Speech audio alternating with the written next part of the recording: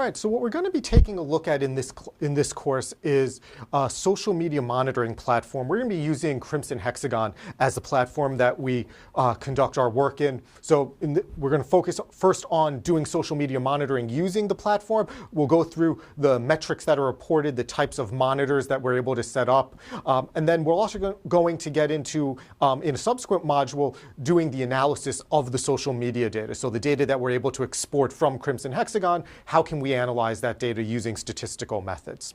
Right? So what you see on the screen right now, this is the screen that lists all of the monitors that are actively running within Crimson Hexagon. And there are three types of monitors that we're going to take a look at today. We're going to start with the buzz monitors.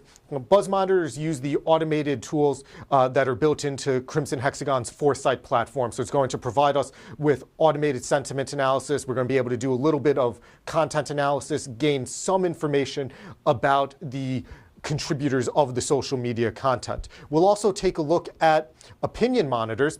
Opinion monitors allow you to train the algorithm. So this has been seen to be more reliable across different contexts because rather than relying on the automated algorithms, you're going to tailor it with human judgment. And then the last monitor that we're going to take a look at are social account monitors. This lets you take a look at what is being posted from particular social accounts. And so the example that we're going to use for all three of these is doing analysis of the Starbucks brand.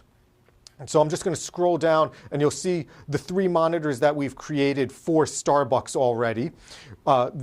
The first monitor that you see labeled Twitter, that's the social account monitor of tweets coming from the Starbucks account. The second monitor you see is the buzz monitor. And then lastly, we have the opinion monitor that we're going to train. So let's start by taking a look at the buzz monitor. I'm going to click on edit so that you can see how you go about constructing these monitors. And one of the nice things about Crimson Hexagon and other social media monitoring platforms is that they've made it really easy and accessible as far as constructing the monitor, setting the date range, specifying any constraints that you might have. And so I'll click on edit so you can see the construction. And these have already been created to save us some time for the data to be pulled. But you'll see up top, we name the monitor. The first set of options for us is to select the content sources. Now you'll see that I've already selected Twitter, Facebook, blogs, and discussion forums to get a range of content. One thing to note that Crimson Hexagon and other social media monitoring platforms, it's going to be pulling in the public social media data.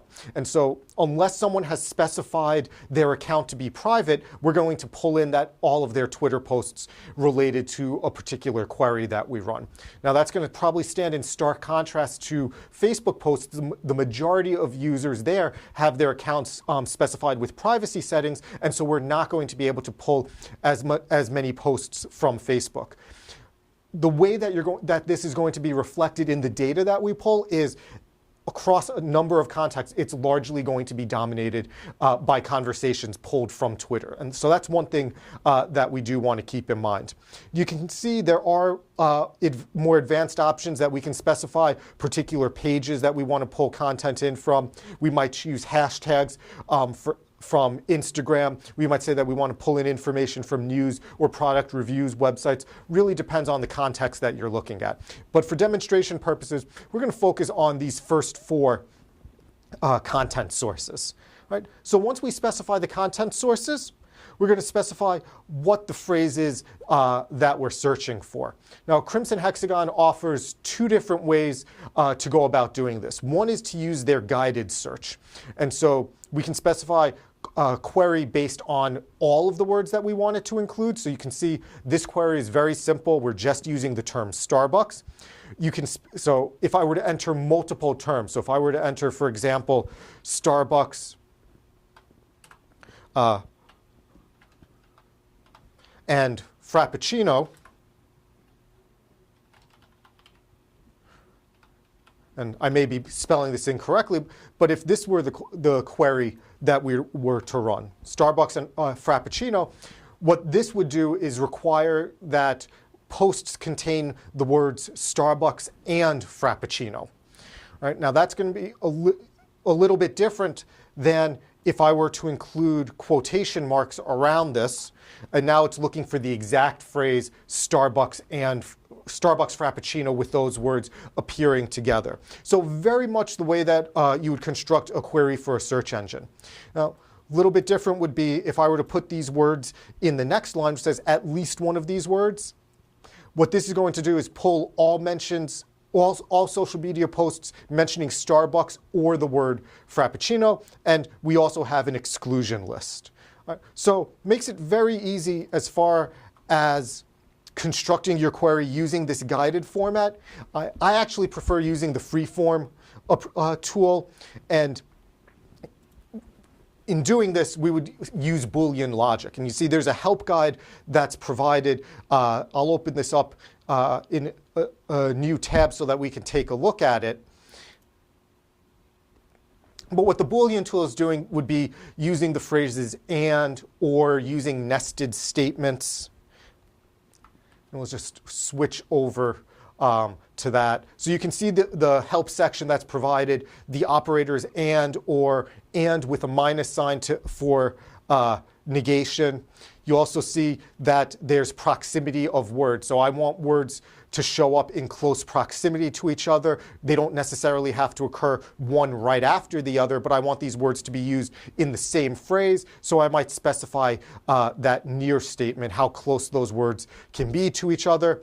Might also specify where we want the comments, the social media posts to be coming from, or names of the particular authors. As you can see, you can also specify the influence range. So lots of ability to tailor these queries and combine these search tools together. Right, so whichever approach you're most comfortable with, the freeform I think gives you a bit more flexibility. In this case, our query is simple. We're just searching for all social media posts from the content sources we specified that mention the term Starbucks. Now, if we click on Validate the Query, that'll make sure that our syntax has been entered correctly. All right. As we scroll down, we're not going to be searching for logos, but in terms of refining our search results, we can specify the date range. So I've set this monitor up to go back as far as January 1st, 2012. I've restricted it just to English language posts with the location coming from the United States. And we have additional options here as being able to put further restrictions on the results. And we can add whitelist and blacklist or specific terms that we want to exclude from the sentiment analysis. All right? And then the last feature that's nice is if we go back all the way to 2012 and find out afterwards that we've entered an incorrect search term or that we need to refine it further, it's going to take a while for that data to be pulled. So one thing that you can do is click on Run Preview, and it's going to pull up a sample of the data that will be returned through the query itself. And so this is just looking at the last couple of days. Again, the majority of posts coming from Twitter, very little coming from Facebook in this case. And so that's giving us a reflection of the volume that we see over the last couple of weeks. And we can also see a sample of the posts. And so we see, looks like we've got some product listings, some discussion of the Starbucks at First and Pike, so the Seattle location, these coming in from blogs. If we scroll down a little bit further, we get to some discussion that was occurring on other venues, and then we get to Twitter activity around it. All right, so everything looks good there. We would hit save and ultimately run the monitor. All right, so that's the construction of the monitor. All right, so I'm going to go back to our dashboard and jump into this monitor so that we can take a look at the results from one of the buzz monitors from within Crimson Hexagon. And what I want to do is again walk you through the different tools that are built into the platform. There's a lot of insight that we're going to be able to get directly from the social media monitoring platform. And then in the next module, we're going to be using the data that comes from this platform to be able to do some more advanced analysis.